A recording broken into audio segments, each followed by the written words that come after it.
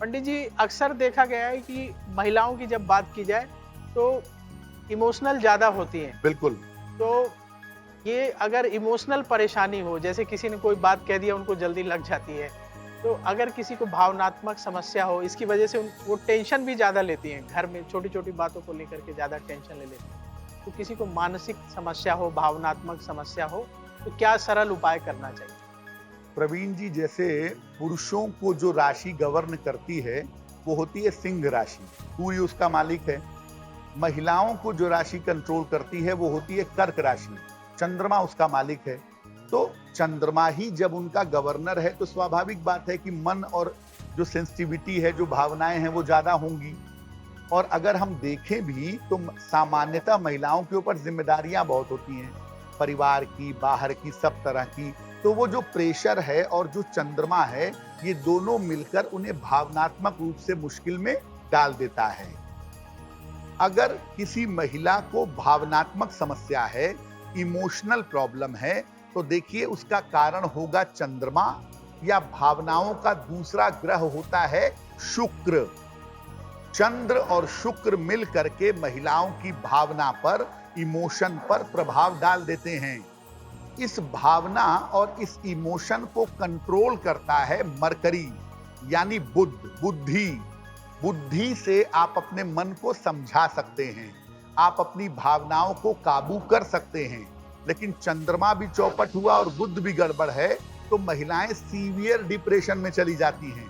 या शुक्र भी गड़बड़ हो और साथ ही साथ बुध भी गड़बड़ हो तो महिलाएं अपने रिश्तों को लेके बहुत ज्यादा अवसाद में चली जाती हैं। यानी अगर किसी महिला को भावनात्मक समस्या है लेकिन उसकी कुंडली में बुध थोड़ा भी बेहतर है, तो वो अपनी बुद्धि से, अपने विल पावर से, अपनी चेतना से उस मुश्किल से बाहर निकल आएगी। क्या उपाय किया जाए अगर किसी महिला को भावनात्मक या मानसिक समस्या है? तो पहला काम, महीने में एक पूर्णिमा आती है, उस पूर्णिमा को उपवास जरूर रखिएगा। भोजन में हरी सब्जियां ज्यादा खाइए। हरी सब्जियों के अपने फायदे हैं, अन्नमय कोश को दुरुस्त कर देता है ये।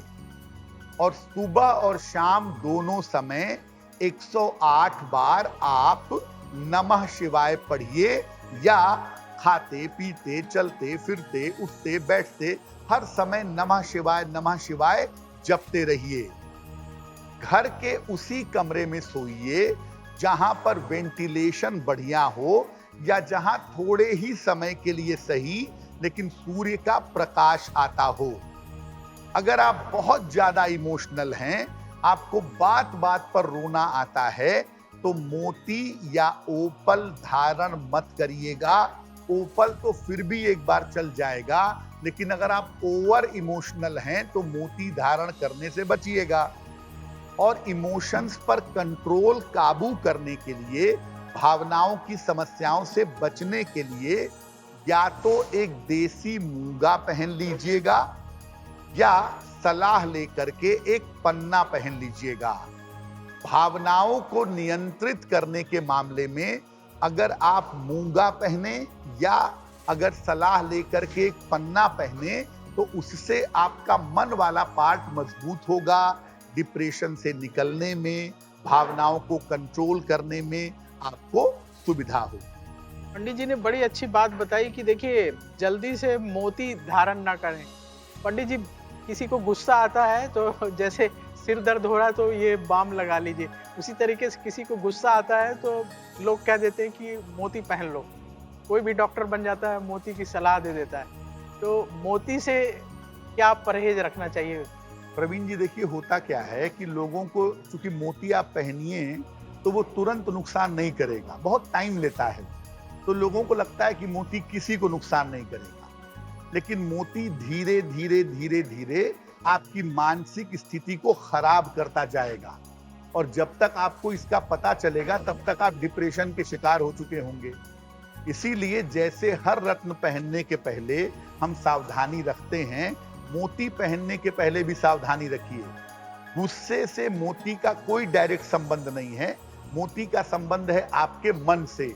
हाँ, ऐसा हो सकता है कि कुछ लोगों को क्रोध के मामले में मोती से फायदा हो, लेकिन सबको फायदा होगा मोती पहनने से क्रोध के मामले में, ये बिल्कुल भी जरूरी नहीं।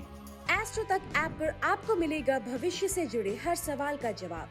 डाउनलोड कीजिए एस्ट्रो तक ऐप और चुटकी में जुड़िए इंडिया के बेस्ट एस्ट्रोलॉजर से।